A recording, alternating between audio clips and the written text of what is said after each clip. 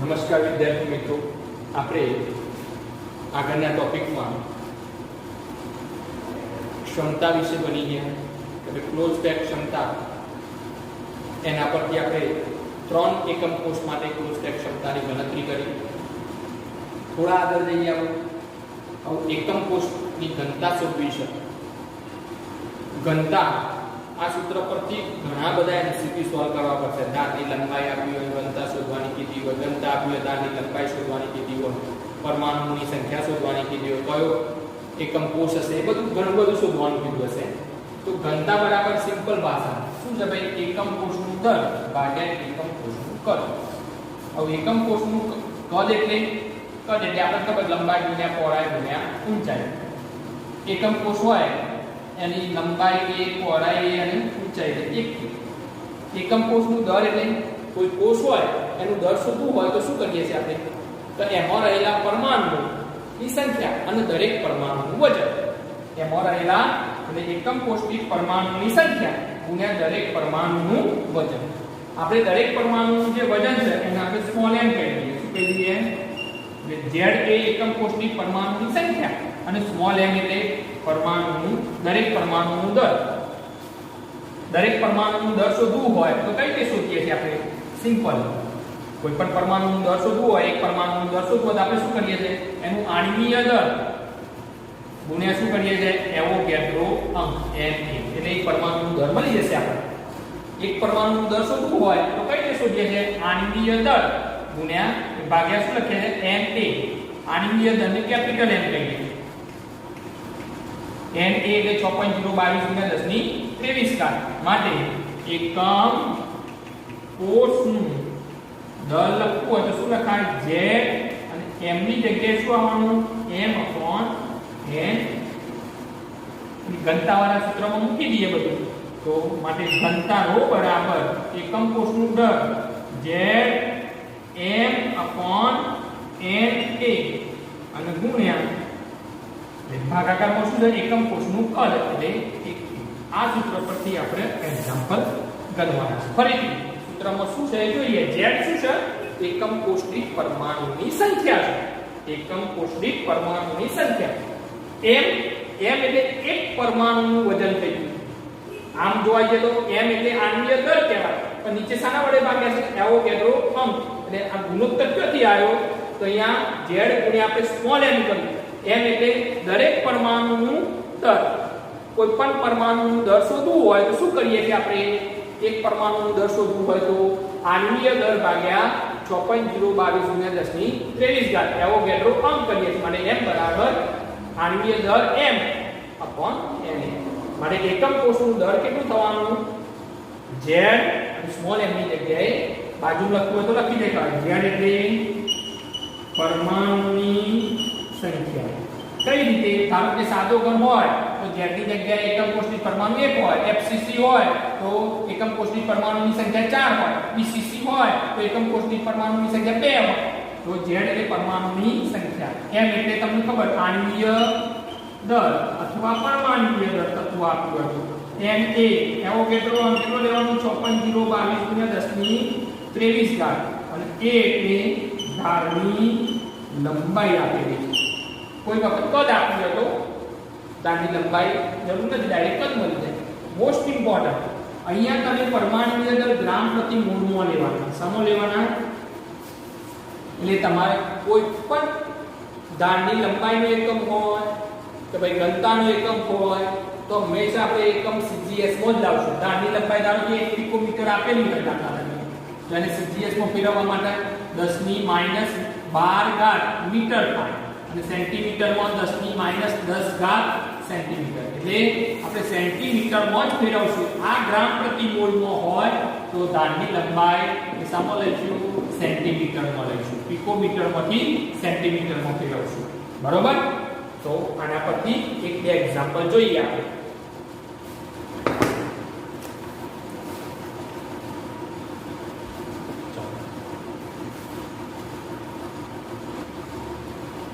Example જોઈએ આપણે. Example number 1.3 કહી દો. એમાં લખ્યું છે એક તત્વની રચના અંતઃકેન્દ્રિત છે. અંતઃકેન્દ્રિત હોય એટલે એકમ કોષ્ટિક પરમાણુની સંખ્યા z કેટલી થાય 2. ધારની લંબાઈ તમને આપી દીધી 288 પિકોમીટર. ઘનતા આપી છે 7.2 ગ્રામ પ્રતિ સેન્ટીમીટર ક્યુબ. અને 208 ગ્રામમાં કેટલા પરમાણુ હોય? આપણે પરમાણુની સંખ્યા શોધવી છે. આવું વિચારીએ કે કઈ રીતે શોધીએ? તો એકમ કોષનું કદ આના પરથી મળી જશે. એકમ કોષનું કદ 1 ક્યુબ બરાબર 1 એકમ કોષ હોય એનું કદ મળી જવાનું. બીજું આ 208 ગ્રામ કોઈ તત્વના લીધા એનું એક કદ મળી જવાનું કે ભાઈ ઘનતા બરાબર શું લખીએ છે? વજન ભાગ્યા કદ. એટલે આ 7.2 ઘનતા આપેલી છે ને 208 એટલે 208 ગ્રામનું કુલ કદ આવી જવાનું. ઓકે, આપણા જોડે એક એકમ કોષનું કદ આ 1 ક્યુબ પરથી લાવી દઈશું આપણે. તો જે કદ આવે એને એકમ કોષના કદ વડે ભાગી નાખીએ એટલે એકમ કોષની સંખ્યા આવી જશે. તો આપણે એવું લખી શકીએ એકમ કોષ દીઠ કદ બરાબર 1 ક્યુબ. માટે 288 ગુણ્યા અથવા 2.88 ગુણ્યા 10 ની માઈનસ જો 288 પિકોમીટરમાંથી સેન્ટીમીટરમાં ફેરવવો એટલે 10 ની માઈનસ 10 અને 2 પોઈન્ટ ખસો એટલે 10 ની માઈનસ 8. આ ગ્રામમાં છે એટલે આ સીજીએસ સેન્ટીમીટરમાં જ લેવાનું ક્યુબ. માટે 10 ની માઈનસ કેટલી થવાની? 24 ગ્રામ. અને 2.88 નો ક્યુબ કરશો તો 2.88 નો ક્યુબ કેટલો આવશે ભાઈ? 2.39 ગુણ્યા સેન્ટીમીટર. આ એકમ કોષનું કદ આવી. એક એકમ કોષનું કદ આવી. હવે આપણે તત્વનું વજન કેટલું આપ્યું છે? 208 ગ્રામ આપ્યું છે. તો 208 ગ્રામ વજન હોય એમાં કુલ કદ કેટલું? તો 208 ગ્રામ તત્વનું કુલ કદ v કહીએ. તો કદ શોધવું છે v તો શું લખીએ છે? તો દર ભાગ્યા ઘનતા. કઈ રીતે આવ્યું? તો ઘનતા બરાબર તમે શું લખો છો? રકમ ઘનતા બરાબર દર ભાગ્યા કદ. કદનું સૂત્રનો કરતા બનાવો. ઘનતા નીચે આવી જશે. દર કેટલું છે? 208 ગ્રામ. ઘનતા 7.2. તો કુલ કદ કેટલું આવવાનું? v બરાબર 208 ભાગ્યા 7.2 કરશો એટલે 28.81 સેન્ટીમીટર ક્યુબ આવ્યું. આ કુલ કદ આવ્યું. આવું કુલ કદ ભાગ્યા શું કરી દઈએ? એકમ કોષનું કદ એટલે એકમ કોષની સંખ્યા આવી જવાની. તો એકમ કોષની સંખ્યા બરાબર શું લખાય? કુલ કદ ભાગ્યા એકમ કોષનું કદ. કુલ કદ કેટલું છે? 28.81 અને એકમ કોષનું કદ કેટલું લાગે? 2.39 ગુણ્યા 10 ની માઈનસ 24. 10 ની માઈનસ 24 ઉપર જાય એટલે પ્લસ 24. 28.81 ભાગ્યા 2.39 કરશો તો એનો ગુણોત્તર કેટલો આવશે? 12.08. હા, એક કોષની ઓકે. આ એકમ કોષની સંખ્યા. આપણે તો શું કીધું છે? એકમ કોષની પરમાણુની સંખ્યા. તો આ કોષ કયા પ્રકારનો છે? તો ઉપર જ આપણે લખ્યું પીસીસી પ્રકારનો છે. એટલે પીસીસી પ્રકારનો હોય તો એમાં પરમાણુઓ કેટલા હોય? એક એકમ કોષમાં 2 હોય.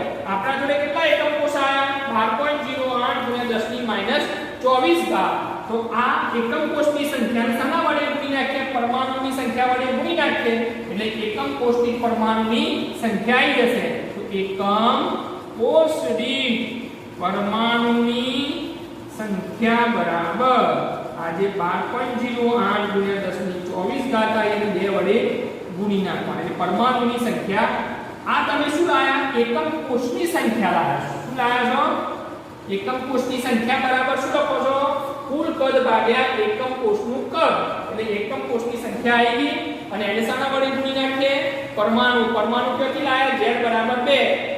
એક એકમ કોષની પરમાણુની સંખ્યા કેટલી છે? 2 છે. તો આટલા એકમ કોષની પરમાણુની સંખ્યા કેટલી? 24.16 ગુણ્યા 10 ની 24 ઘાત પરમાણુ. આ તમારે એક્ઝામ્પલ જોયું, આ રીતે એક્ઝામ્પલ પૂછી શકે.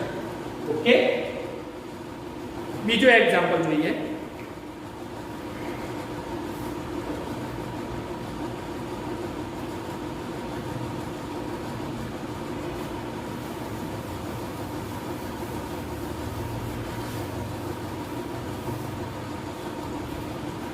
x કિરણ વિવર્તન દર્શાવે છે. કોપર FCC એકમ કોષ એટલે FCC હોય એટલે z બરાબર કેટલા લેવાય 4. ધારની લંબાઈ a આપી દીધી છે 3.608 ગુણ્યા 10 ની -8 સેન્ટીમીટર. બીજા એક પ્રયોગમાં કોપરની ઘનતા ρ આપી દીધી છે 8.92 ગ્રામ સેન્ટીમીટર ક્યુબ. તો કોપરનું પરમાણુય દર ગણો એટલે Cu નું પરમાણુય દર ખાલી મગજમાં લાઈટ થવી જોઈએ કે આપણે પરમાણુય દર શોધવું છે. ρ આપેલો છે, એ આપેલો છે, તો તરત જ સૂત્ર આપણું ઘનતાનું ρ બરાબર z ગુણ્યા m અપોન a ક્યુબ ગુણ્યા કિંમતો મૂકી દો, બધી જોઈ લેવાનું છે. GS માં છે ઓકે. ρ ની કિંમત 8.92 ગુણ્યા 8.92 z4 m તમારા પરમાણુય દર અથવા આણ્વીય દર m શોધવો છે 3.608 ગુણ્યા 10 ની -8 ક્યુબ અને n 6.022 ગુણ્યા 10 ની 23 m નું સૂત્રનું કરતા બનાવીએ તો m બરાબર 8.92 ગુણ્યા 3.608 ની ક્યુબ 10 ની -24 6.022 ગુણ્યા 10 ની 23 અને ભાગાકારમાં 4. આનું સાદું રૂપ આપે 10 ની -24 ની 10 ની 23 એટલે 10 ની કેટલી થવાની -1. આનું સાદું રૂપ આપશો તો 631 જેટલું અંદાજિત આવે. કેટલું 631 પોઈન્ટ કાપો તમે. સાદું રૂપ તમારે કેલ્સી દ્વારા આપી જ દેવાનું છે કે 3.608 એનો ક્યુબ કરી નાખો અને ગુણ્યા 6.022 ગુણ્યા 8.92 અને ભાગ્યા 4 કરો તો 63.1 ગ્રામ પ્રતિ મોલ તમારે શું આવશે આણ્વીય દર અથવા પરમાણુય દર. ઓકે, આ રીતે આણ્વીય દરની ગણતરી કરી શકાય. આ MCQ માં લઈ જવું હોય તો લઈ જવાય. કઈ રીતે? આ તો તમને કોપર કહી દીધું છે.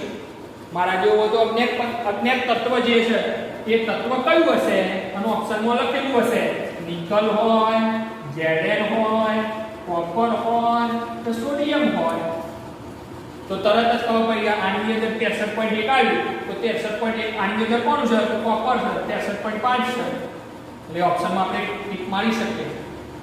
આવા MCQ પૂછી શકાય. કોપરના બદલે અજ્ઞાત પદાર્થ આપી દીધેલો હોય. ઓકે, ચલો થોડા આગળ જઈએ.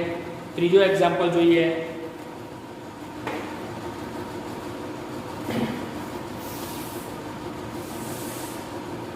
સિલ્વર CCP લેટિસ રચના ધરાવે છે. CCP silver, FCC, CCP, HCP એના એકમ કોષ્ટિક પરમાણુઓ Z બરાબર કેટલા લેવાના? ફાઇનલ છે Z બરાબર 4 લેવાના. એકમ કોષની ધારની લંબાઈ a આપી દીધેલી છે 408.6 પિકોમીટર આપી દીધેલી છે. તો સિલ્વરની ઘનતા ρ શોધવાની છે.